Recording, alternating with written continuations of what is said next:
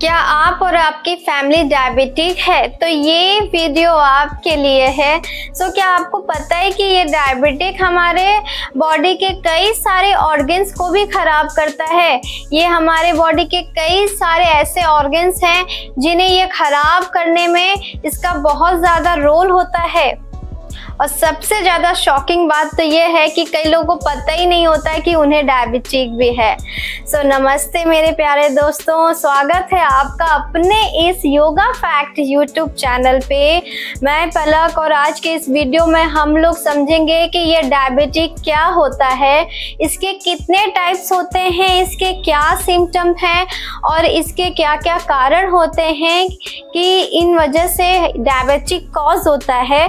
Video के and तक ज़रूर बने रहिए क्योंकि लास्ट में हम लोग समझेंगे कि इसके लिए क्या क्या राइट प्रैक्टिस है और वो कौन से गुड हैबिट्स हैं जिन्हें हम अपनी लाइफस्टाइल में चेंज करके हम इस डायबिटीज से क्योर और निजात पा सकते हैं। अब हम लोग जानते हैं कि ये डायबिटीज़ क्या है और इसके क्या साइंटिफिक रीजंस होते हैं जिसके कारण ही ये डायबिटीज़ कॉज होता है। हमारे बॉडी में एक इंसुलिन नाम का हार्मोन पाया जाता है जो कि पैनक्रियास से सीक्रेट होता है। इस पैनक्रियास के प्रॉपर 4 सेल होते हैं, alpha cell, beta cell, delta cell और एफ सेल।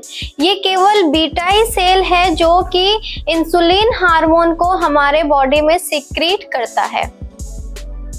तो जब हम खाना खाते हैं तो हमारे बॉडी में ग्लूकोज बनना स्टार्ट होता है और यही ग्लूकोज हमारे ब्लड्स में फ्लो करते रहते हैं और ये इंसुलिन हमारे ग्लूकोज को सेल तक ले जाने में काफ़ी ज़्यादा इम्पोर्टेंट रोल प्ले करता है। यानी ग्लूकोज को सेल तक पहुंचाने के लिए ही हमें इंसुलिन की ज़रूरत पड़ती है। ये इंसुलिन ही है जो हमारे ग्लूकोज को सेल के अंदर तक पहुंचाने में काम करता है और ये इंसुलिन ही हमारे ब्लड में शुगर लेवल को भी कंट्रोल करता है। हम इस इंसुलिन को की नाम से भी समझ सकते हैं कि ये हमारे सेल्स का एक की है यानी चाबी है। तो जब ये हमारे बॉडी में एक अच्छी मात्रा में इंसुलिन बन रही होती है तो हमारे सेल्स को ओपन करके और उसमें ग्लूकोज को इंटर कराने का काम ही केवल ये इंसुलिन ही करता है। बट यहाँ डायबिटिक केस में ऐसा होता है कि या तो इंसुलिन कम सीक्रेट होता है या तो सीक्रेट होता ही नहीं है, जिस कारण से डायबिटीज कॉज होने लगती है। अब हम लोग जानते हैं कि डायबिटीज कितने टाइप के होते हैं। तो ये डायबिटीज 3 टाइप के होते हैं, जिससे पहले को हम लोग टाइप 1, दूसरे को टाइप 2 और तीसरे को हम लोग ड्यूरिंग प्रेगनेंसी के टाइम ही होती है इस नाम से जानते हैं। इस टाइप 1 को हम लोग इंसुलिन डिपेंडेंट डायबिटिक मेलिटस के नाम से भी जानते हैं और टाइप 2 को हम लोग non insulin dependent diabetic mellitus के नाम से जानते हैं और थर्ड जो डायबिटिक है उसे हम लोग गेस्टेशनल डायबिटीज के नाम से जानते हैं। टाइप 1 जिसे हम लोग शॉर्ट फॉर्म में IDDM के नाम से जानते हैं, इस केस में ये होता है कि हमारे बॉडी को इंसुलिन की जितनी रिक्वायर होती है पैनक्रियास ग्लैंड उससे कम सीक्रेट करता है या सीक्रेट नहीं करता है। जैसा कि हम लोग जानते हैं कि इंसुलिन एक गेट पास की तरह काम करता है। इस कंडीशन में इंसुलिन के कम या नहीं सीक्रेट होने की वजह से ही ग्लूकोज सेल के अंदर इंटर नहीं कर पाता है, जिस कारण ही ग्लूकोज ब्लड में ही फ्लो करता रहता है और ब्लड में ही शुगर लेवल की मात्रा भी बढ़ जाती है। मोस्टली ये टाइप 1 डायबिटीज जो है बच्चों में ही पाया जाता है, रेयर केस में ही एडल्ट लोगों में पाया जाता है। अब हम लोग जानते हैं कि यह टाइप 2 केस में क्या क्या प्रॉब्लम्स होते हैं और इसके क्या साइंटिफिक रीजंस होते हैं। इस टाइप 2 में बॉडी में इंसुलिन तो बनता है, लेकिन बॉडी की सेल्स उस इंसुलिन को पहचान नहीं पाती है। इसे ही इंसुलिन रेजिस्टेंस कहते हैं। इस इंसुलिन रेजिस्टेंस के कारण ही ब्लड में शुगर लेवल काफ़ी ज़्यादा बढ़ जाता है। ये मोस्टली यंग यूथ से लेकर के एडल्ट फेजेस तक ही होता है। मोस्टली ये ओबेसिटी वाले लोगों में पाया जाता है, जो कि उम्र बढ़ने के साथ साथ ये डायबिटीज टाइप 2 होने लगता है। इस टाइप 2 को हम लोग एक गुड हैबिट्स और राइट फूड्स को इनटेक करके और राइट प्रैक्टिस, योगिक प्रैक्टिस को करके हम लोग इसे ठीक कर सकते हैं। सो थर्ड है गेस्टेशनल डायबिटीज। इसे हम लोग ऐसे समझ सकते हैं कि ड्यूरिंग प्रेगनेंसी के टाइम ही ये डायबिटीज होता है। ये प्रेगनेंसी के टाइम जो हार्मोनल चेंजेस होते हैं, उन्हीं कारणों से ये थर्ड टाइप की डायबिटीज होती है। बट ये आफ्टर प्रेगनेंसी और डिलीवरी के बाद ये ठीक हो जाती है। बट इस केस में रिस्क रहता है कि टाइप 2 डायबिटीज भी हो सकते हैं। अब हम लोग समझते हैं कि जिन्हें डायबिटीज होता है उनके क्या क्या सिम्टम्स होते हैं। तो इस डायबिटीज वालों को मोस्टली वीकनेस काफ़ी ज़्यादा फील होता है, और साथ ही अगर उनको किसी तरीके की चोट लगी है तो उसका घाव भरने में काफ़ी लंबा समय भी लग सकता है, और स्किन में काफ़ी ज़्यादा ड्राइनेस बनी रहती है, जिसकी वजह से काफ़ी ज़्यादा स्किन में सूखापन भी लगता है, और इम्यूनिटी काफ़ी ज़्यादा वीक हो जाती है, जिसके कारण इन्फेक्शन के भी काफ़ी ज़्यादा चांसेस बढ़ जाते हैं। ऐसे लोगों को इन्फेक्शन बहुत ही जल्दी होने लगता है। अब हम लोग जानते हैं कि ये किन किन कारणों से होता है। तो जो लोग बहुत ही ज़्यादा मोटे हैं यानी ओबेसिटी वाले हैं, तो उन लोगों को यह डायबिटीज़ होना बहुत ही आम हो जाता है या फिर बहुत ही जल्दी होने लगता है। तो सबसे पहले वेट लॉस करना बहुत ही ज़्यादा ज़रूरी है ऐसे लोगों को। और उन लोगों को भी होता है जो लोग बहुत ज़्यादा कार्बोहाइड्रेट का इंटेक करते हैं, यानी बहुत ज़्यादा कार्बोहाइड्रेट अपने फूड में इंटेक करने लगते हैं, तो उस केस में भी डायबिटीज़ हो सकता है। और जिन लोगों की सेडेंटरी लाइफ स्टाइल है, यानी आज के टाइम की जो मॉडर्न लाइफ स्टाइल है, उसकी वजह से भी यह डायबिटीज कॉज होने लगता है। राइट फूड का इंटेक ना करने से, ज़्यादा बाहर की चीज़ों को खाने से, ज़्यादा ऑयली या फिर ज़्यादा मसालेदार चीज़ों को कंटिन्यू और लंबे समय तक खाने से भी यह डायबिटीज़ कॉज हो सकता है। और जो लोग बहुत ज़्यादा स्ट्रेस लेते हैं, उन्हें भी यह डायबिटीज़ हो सकते हैं। बहुत लोगों में तो ऐसा देखा गया है कि ये जेनेटिकली भी होता है, यानी ये जेनेटिकली भी डिजीज़ है कि पीढ़ी दर पीढ़ी भी ये चली आ रही है। अभी हमारे पेरेंट्स को भी या ग्रैंड पेरेंट्स को भी है, तो उनकी वजह से भी हमारे आगे आने वाली जनरेशन को भी ये डिजीज़ कॉज होने लगता है। साथ ही एंडोक्राइनल डिसऑर्डर की वजह से भी होता है, जैसा कि जिन लोगों को थायराइड है तो उनको भी यह डायबिटीज़ हो सकता है अगर वो अपने थायराइड पे पहले से ही कंट्रोल करना स्टार्ट नहीं करते हैं। तो साथ ही एकदम फिजिकल एक्टिविटी ना करने से बाहर के भी ना जाने से, कोई रनिंग ना करने से, एक ही जगह केवल रहने से भी यह डायबिटीज़ कॉज हो सकते हैं। और ओल्ड एज के केस में ज़्यादातर ये डायबिटीज़ होना आम है, और जिन लोगों को ओबेसिटी है, थायराइड है, तो उन लोगों को भी ये डायबिटीज़ हो सकते हैं। तो इसको कंट्रोल करने के लिए केवल एक राइट प्रैक्टिस और फिजिकल एक्टिविटी करना बहुत ज़्यादा ज़रूरी है। आइए अब हम लोग स्टार्ट करते हैं योगिक प्रैक्टिस को। तो हम लोग सबसे पहले डायबिटीज़ के लिए करने जा रहे हैं पवन मुक्त आसन को। हम लोग पवन मुक्त आसन को स्टार्ट करेंगे। उसके लिए हमें अपने पीठ के बल लेट जाना है, और उसके बाद हम लोग अपने सबसे पहले राइट लेग को ऊपर उठाएंगे, इनहेल करेंगे, देन एक्सहेल करते हुए अपने हेड को ऊपर तरफ लेके जाएंगे, अपने नोज को अपने नी से टच करने की कोशिश करेंगे, देन इनहेल करते हुए अगेन वापस, then again inhale and exhale, दूसरे पैर को नीचे ही रखेंगे, ऊपर उठाएंगे नहीं, ध्यान रखें। Then again inhale and exhale, again inhale and exhale, inhale and exhale,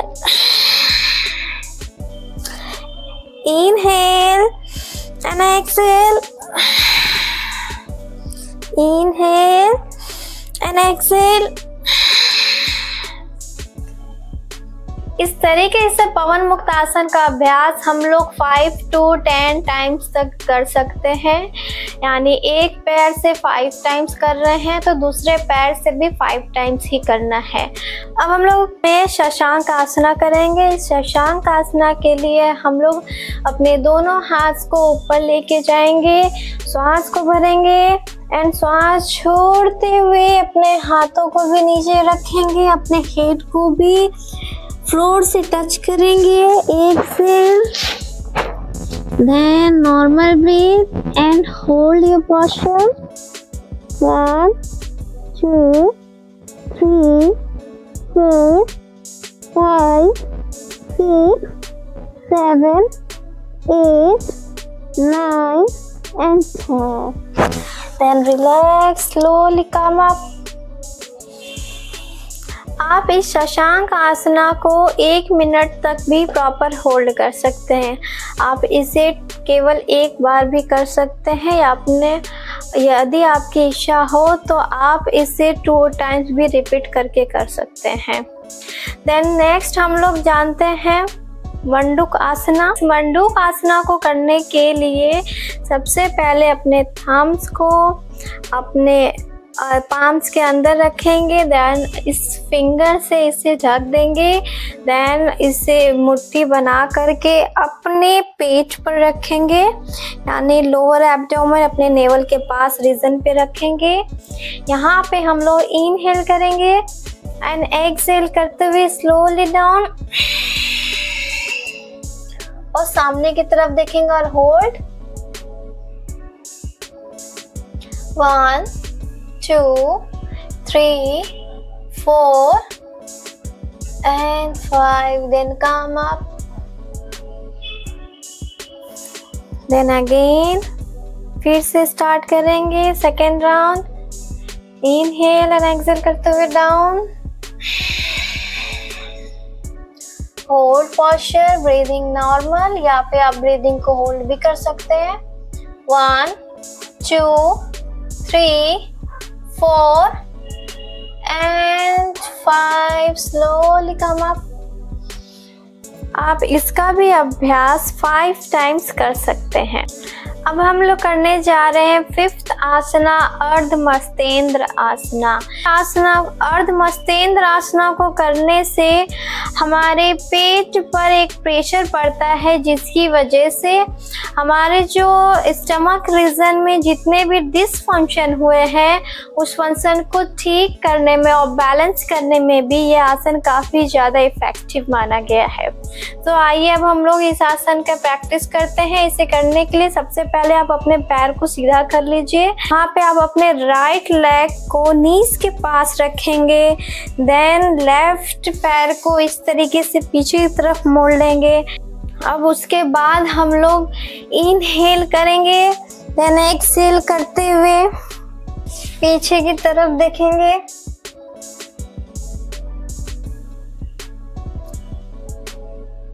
position hold, breathing normal.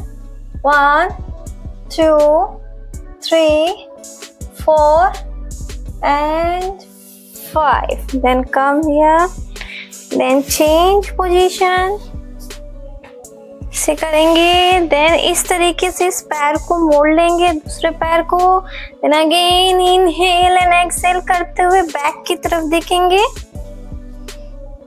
1 2 3 4 and 5, then slowly वापस आ जाएंगे हम लोग। नेक्स्ट हम लोग करेंगे मार्जारी आसन।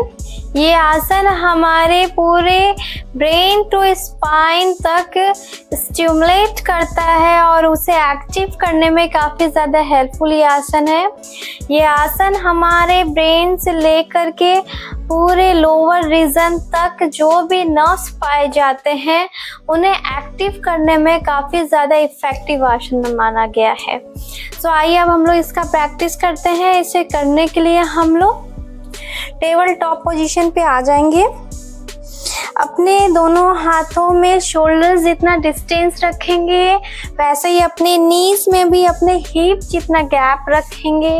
देन यहाँ पे हम लोग स्लोली इनहेल करते हुए आप देखेंगे, इनहेल करेंगे, देन एक्सेल इनसाइड हेड को लेके जाएंगे, अपने नेवल रीजन को देखने की कोशिश करेंगे। देन अगेन इनहेल एंड आप अपर फ्लोर को देखने की कोशिश करेंगे। Then exhale down, inhale and up and exhale down. Then इसी तरीके से कंटिन्यू करेंगे। 1 2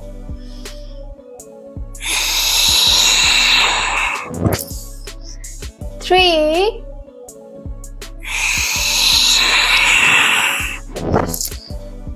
4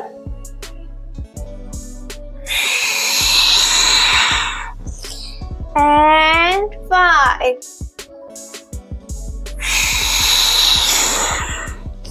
देन अगेन हम लोग यहाँ पे रेस्ट करेंगे शशांक आसन पे। Relax. 1 2 3 4 5 6 7 8 9 and 10। Then slowly come up। अब हम लोग जानते हैं कि जिन लोगों को डायबिटीज है उन्हें डायबिटीज के साथ साथ और कौन कौन सी ऐसी डिसऑर्डर है जिसकी रिस्क बढ़ जाती है। मोस्टली जो है कि हार्ट अटैक का रिस्क सबसे ज़्यादा बढ़ जाता है जिन लोगों को डायबिटीज है। साथ ही मोतियाबिंद यानी कैटरेक्ट्स भी होने के चांसेस बढ़ जाते हैं इस डायबिटीज के कंडीशन में, और ब्रेन स्ट्रोक भी होने लगता है, बहुत लोगों में देखा गया है, और किडनी फेल जैसी समस्या भी बढ़ने लगती है, और बहुत लोगों में तो लीवर फेल्योर भी देखा गया है।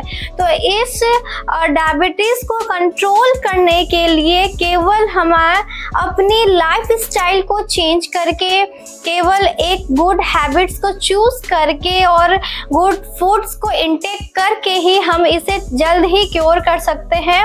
साथ ही मोस्ट इम्पॉर्टेंट है कि अगर आप फिजिकल एक्टिविटी और योगा प्रैक्टिस करते हैं तो आप अपने मेडिसिन के साथ साथ आप अपने डायबिटीज को जल्द ही कंट्रोल कर सकते हैं।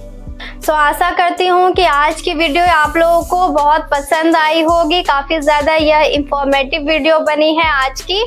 अगर आज की वीडियो पसंद आई तो प्लीज़ इस वीडियो को ज़रूर लाइक करिए और अपने उन लोगों के साथ ज़रूर शेयर करिए कि जो लोग इस डायबिटीज़ की प्रॉब्लम्स को फेस कर रहे हैं।